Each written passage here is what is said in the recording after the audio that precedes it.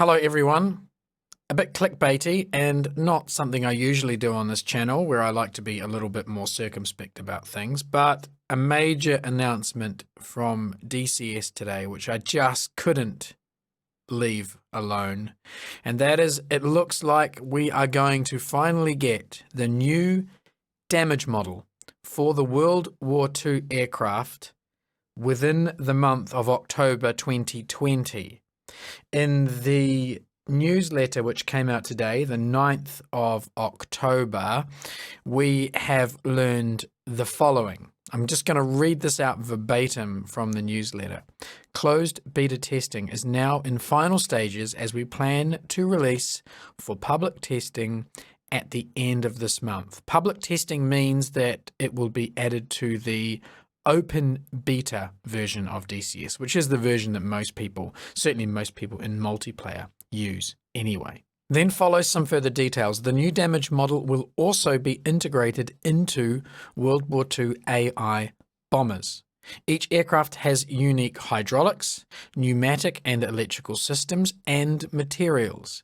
As a result, the predicted damage depends on the type of ammunition, the munition velocity, dependence on the distance, and the location of the impact. The internal effects such as engine radiator damage, coolant and coolant temperature variation, loss of pressure, loss of control, or other effects will generate the corresponding internal and/or external visual effects. We have deployed this technology to all of the World War II fighters, and we trust that the long wait will be worth it, and we hope it will be to your demanding expectations. Okay, let's break this down a little bit. First of all, they say it will be integrated into the AI bombers, and they also say the technology has been deployed into the fighters. From that specific use of language, I think we can assume that the bombers have not yet got the damage model. They are still working on the bomber integration. However, all of the fighters have been done. Fine. I'm totally happy with that. I think it's probably time to release this, and if the bombers need another few months, I can't see that being a major issue.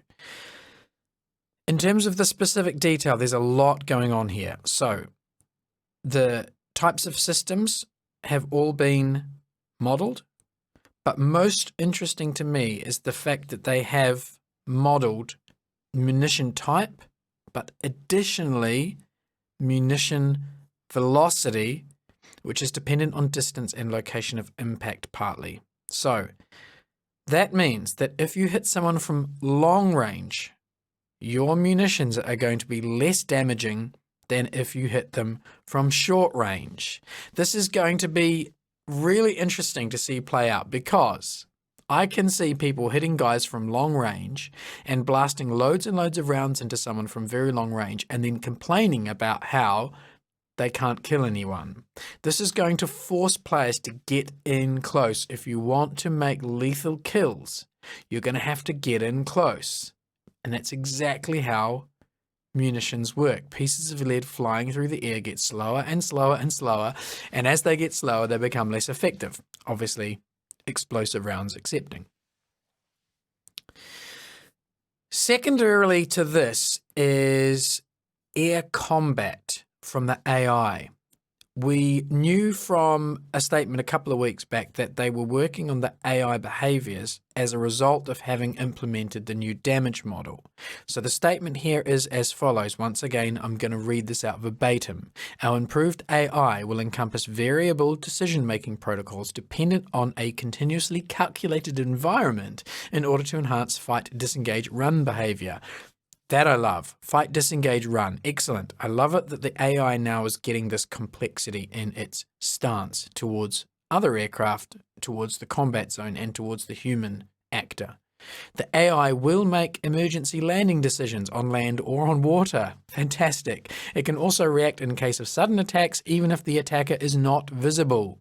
So that means if they get hit, they will basically break, even if they can't see you. Previously, if they didn't detect you visibly, if you were hiding in their blind spot, you could hammer away at them ad infinitum. If there is light damage, the AI will attempt to evade the unseen attack and search for the attacker. When the damage is more serious, it will evade and try to RTB where and when possible. Potentially the damage can be too high, and in which case the only solution is bailing out. This sounds like a really nice set of variables that the AI will now work with, and this is all stemming from the fact that they have vastly improved the detail and the realism of the damage model. I've been putting up a few screenshots from the damage model that they posted on the announcement today.